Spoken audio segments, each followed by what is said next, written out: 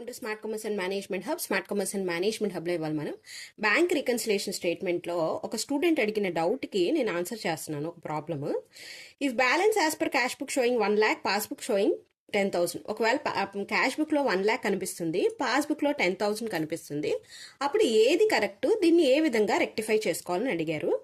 So first మనం ఏం చేయాలంటే అసలు సపోర్టింగ్ డాక్యుమెంట్స్ని చెక్ చేయాలి. అంటే బ్యాంక్ డిపాజిట్ స్లిప్స్ని చెక్ చేయాలి, check counterfoils, bank statement details, receipts, amount వచ్చిన వోచర్స్, అలాగే టైము, డేట్, ఏ పర్సన్కి నుంచి అమౌంట్ వచ్చింది లేదా అమౌంట్ పే చేసాం, అలాగే మన దగ్గర ఉన్న క్యాష్ బుక్, పాస్బుక్, ఈ రెండింటిని లైన్ టు లైన్ కంపేర్ చేసుకుని అసలు ఎంట్రీస్ అనేవి జరిగాయా రెండు బుక్స్లో. మామూలుగా క్యాష్ బుక్, పాస్బుక్ ఉంటుంది కదా, సో అందులో అలాగే అమౌంట్ సేమ్గా ఉన్నాయా లేదా, అదే డేట్ అనేది సేమ్గా ఉందా, ఇవన్నీ కూడా చెక్ చేసుకుంటాం అనమాట. చెక్ చేసుకున్న తర్వాత ఇప్పుడు మిస్టేక్ అనేది ఫౌండ్ అవుట్ చేస్తాం. ఎలాగా అంటే టైప్ 1 టైప్ 2 మిస్టేక్.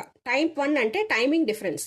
అంటే ఏంటి, ఒక్కొక్కసారి మనం బ్యాంక్కి పే చేస్తాము, చెక్స్ అనేవి ఇష్యూ చేస్తాం, కానీ అది ఇంకా మనకి చెక్స్ అనేవి ఇంకా ప్రెజెంట్ అవ్వలేదు అనుకోండి, అంటే అమౌంట్గా కన్వర్ట్ అవ్వలేదు అనుకోండి.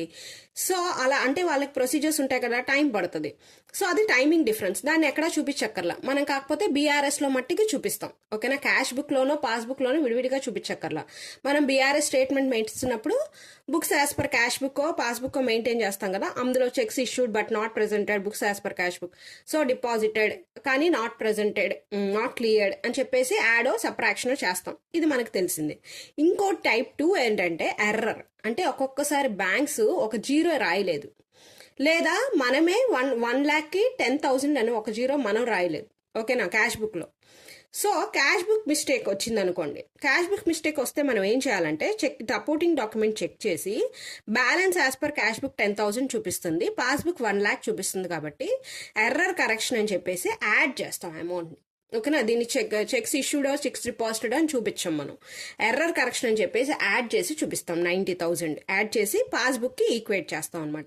అలాగే పాస్బుక్ మిస్టేక్ అనుకోండి, బీఆర్ఎస్లో ఏం చేస్తామంటే బ్యాలెన్స్ యాజ్ పర్ పాస్బుక్ అని చెప్పేసి ఆ అమౌంట్ ఉంటుంది కదా, దానికి పాస్బుక్ ఎర్రర్ అమౌంట్ అని చెప్పి 90,000 యాడ్ చేసి బ్యాలెన్స్ యాజ్ పర్ క్యాష్